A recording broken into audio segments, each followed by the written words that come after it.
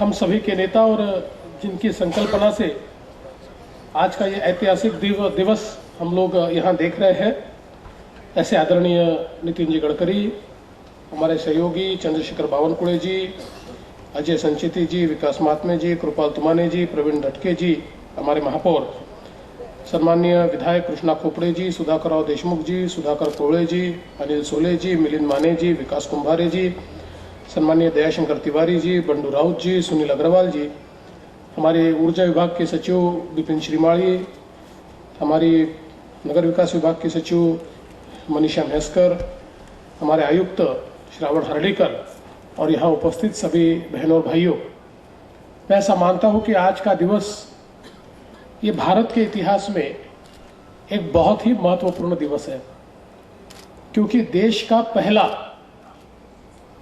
130 MLD water treatment plant आज यहाँ पर शुरू हो रहा है। और यहाँ पर ये इसलिए महत्व का है कि पानी के ऊपर टर्शरी ट्रीटमेंट करके उसको आगे में जो हमारी महानिर्मिती कंपनी है उसको बेचा जाएगा और महानिर्मिती कंपनी उस पानी का इस्तेमाल करते हुए बिजली तैयार करेगी और 130 MLD जो फ्रेश वाटर वहां यूज होता था उसको रिप्लेस आज हम ट्रीटेड वाटर से यहां पर करेंगे। तो मैं ऐसा मानता हूं कि देश का सबसे बड़ा वाटर रीयूज का ये प्लांट आज यहां पर महानगर पालिका शुरू कर रही है और इसलिए इस ऐतिहासिक दिवस पर मैं माननीय महापौर जी को बहुत बहुत बधाई देता हूं। साथ ही में इसकी संकल्पना जिन्होंने रची, ऐसे हमारे माननीय नितिन जी गडकरी, उस समय के हमारे महापौर अनिल सोले जी, इनका भी बहुत बहुत अभिनंदन करना चाहता हूं। हम लोग जानते हैं कि आज देश के अंदर अगर सबसे बड़ी समस्या धीरे धीरे कोई निर्माण हो रही है तो पर्यावरण की समस्या है, वो पानी की समस्या है। हम लोग पहले ये मानते थे कि पानी ये हमें मुफ्त में मिलता है, ये तो ईश्वर की देन है, ये निसर्ग की देन है और इसलिए इसका किसी भी प्रकार से हम इस्तेमाल करें तब भी ये चलता है, इसके ऊपर हमारा अधिकार है।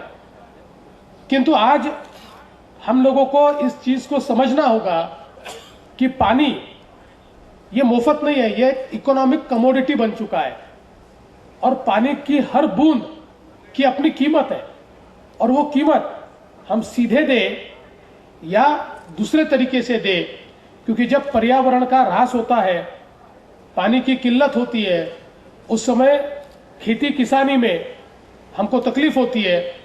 उसके माध्यम से हमारे पर्यावरण में जिस प्रकार से उसका असर होता है, उससे अनेक प्रकार के रोगों की भी निर्मित होती है। तो कुल मिलाकर हमारी अर्थव्यवस्था के ऊपर सबसे ज्यादा असर आज किसी चीज का होता है तो पर्यावरण का होता है, पानी प्रदूषण का होता है। और इसलिए इस इकोनॉमिक कॉस्ट को समझते हुए हमको वाटर रीयूज इसको बहुत बड़े पैमाने पर पूरे देश में प्रचलित करना होगा और उस प्रचलन की शुरुआत अगर किसी ने की है तो वो नागपुर महानगर पालिका ने की है। इसका हमको बहुत बहुत अभिमान है और अब इसी मॉडल को हम लोग राज्य में और जगह भी ले जा रहे हैं। हमने सोलापुर की महानगर पालिका को जो NTPC के लिए उज्जनी डैम से फ्रेश वाटर जाता था, हमने पीयूष गोयल जी को कहा कि आपकी ये जो लाइन है, इस लाइन से आप डायरेक्ट पानी ले जा रहे हैं, इस फ्रेश पानी की जगह ये पानी सोलापुर महानगर पालिका को दे दीजिए और वहां हम वाटर ट्रीट करते हैं और वो पानी NTPC को देंगे। उन्होंने उसकी मान्यता दी। अब वो लाइन भी हमारी कंप्लीट हो रही है, वहां ट्रीटमेंट प्लांट भी हमारा तैयार हो रहा है। तो इसी तर्ज पर नागपुर पैटर्न सोलापुर में भी हम लोग लागू कर रहे हैं। फिर दूसरा जिसका उल्लेख हमारे बावनकुळे जी ने किया कि नांदेड़ का पानी ये सीवेज वाटर ट्रीट करके हम परली में इसलिए महत्व का है, नागपुर तो फिर भी बहुत ईश्वर की कृपा है, यहाँ पानी है और इसलिए हमारे प्लांट बंद करने की आवश्यकता नहीं पड़ती। पर परली का पावर प्लांट बावनकुळे जी कितने साल बनता, करीब करीब 1 साल, हमको पिछला 2.25 साल पानी की किल्लत के कारण उसको हमको बंद रखना पड़ा। अब उस प्लांट को बंद रखने की आवश्यकता नहीं पड़ेगी क्योंकि नांदेड़ का सारा सीवेज वाटर ट्रीट होकर नागपुर पैटर्न की तर्ज पर परली को जाएगा तो वो हमारा पावर प्लांट भी 24/7 चलेगा। एक और नांदेड़ महानगर पालिका को फायदा होगा, दूसरी ओर जो पानी हमारे नदी में नालों में हम लोग छोड़ते हैं, जिसके प्रदूषण के कारण आज हमारे भूगर्भ का जो पानी है वो भी कंटेमिनेट होता है और उससे हमारे किसान की उत्पादकता समाप्त होती है, उससे हमारे यहाँ पर पर्यावरण का ह्रास होता है। ये सारी चीजों से हम लोग मुक्ति पा रहे हैं।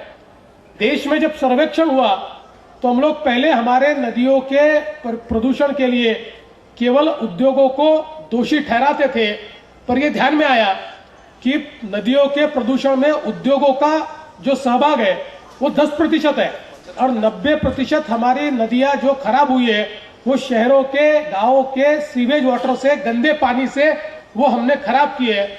और इसलिए इस प्रकार के प्रयोगों के माध्यम से आज हम लोग हमारी नदियों को भी साफ करेंगे और हमारे पर्यावरण को भी वापस हम रिक्लेम कर पाएंगे।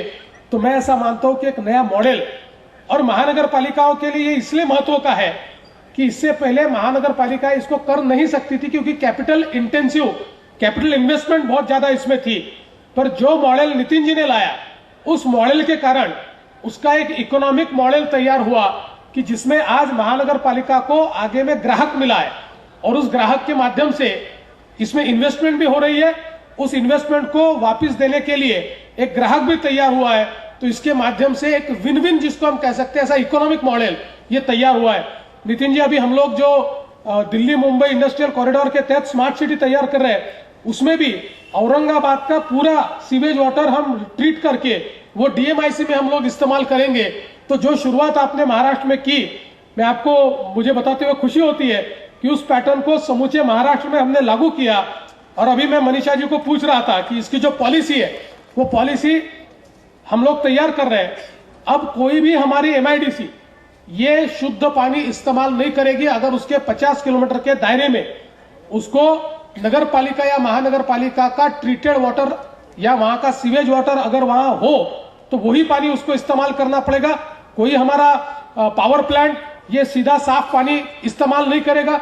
इसका दूसरा फायदा यह है कि ये जो बचा हुआ पानी है ये पानी सिंचाई के लिए हम लोग दे सकते हैं, महानगर पालिकाओं की बढ़ती हुई जनसंख्या को वो पानी दे सकते हैं। तो एक बहुत नया मॉडल हमारा तैयार हुआ है और जनवरी से पहले इसकी जो पॉलिसी है उस पॉलिसी को भी हम कैबिनेट में मान्यता देंगे और पूरे महाराष्ट्र में हम इसको लागू करेंगे।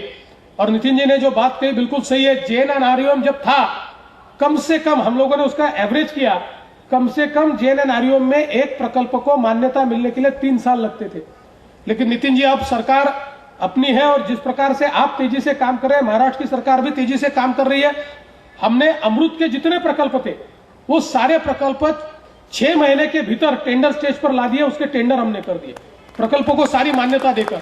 और अब तो हम लोग महाराष्ट्र में ये हमारे नगर विकास विभाग की ओर से कहा है कि जहां हम पैसा देंगे हमने पैसा देने के 1 महीने के भीतर टेंडर निकलना चाहिए और 100 दिन के भीतर उसका वर्क ऑर्डर होना चाहिए और गतिशीलता के साथ, गुणवत्ता के साथ हम लोग काम कर पाए, यही हमारा प्रयास है।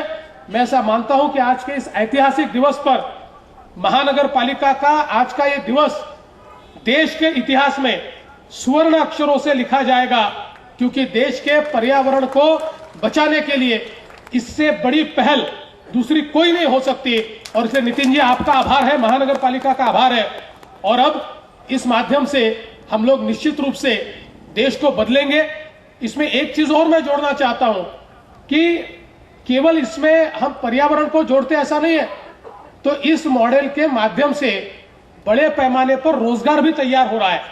क्योंकि एक ऐसा क्षेत्र जो हमने कभी ओपन अप ही नहीं किया था, उस क्षेत्र को हम ओपन अप करके जब एक इकोनॉमिक मॉडल तैयार करते हैं तो सैकड़ों हजारों लोगों को उसमें रोजगार के अवसर भी मिल रहे हैं।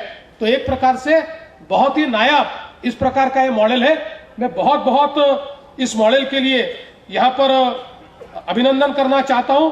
माननीय नितिन जी ने यहाँ पर आदेश दिया है कि JNNREGM के 130 करोड़ रुपए जो केंद्र सरकार की ओर से आने बाकी थे, क्योंकि पिछली सरकार ने उसको दिया नहीं और योजना बंद हो गई, तो उसके संदर्भ में नागपुर महानगर पालिका की जो 24/7 योजना है उसको कंप्लीट करने के लिए उसकी आवश्यकता है। तो निश्चित रूप से नितिन जी केंद्र से जब भी आएंगे हम उसको ले लेंगे वापस उनसे, हमको पता है आप उससे ज्यादा पैसा हमको देंगे। और इसलिए 130 करोड़ रुपया नागपुर महानगर पालिका को राज्य सरकार देगी और इस काम को हम निश्चित रूप से पूरा करेंगे, ये विश्वास मैं देता हूं। फिर एक बार बहुत बहुत अभिनंदन करते हुए अपने शब्दों को विराम देता हूं। धन्यवाद। जय हिंद।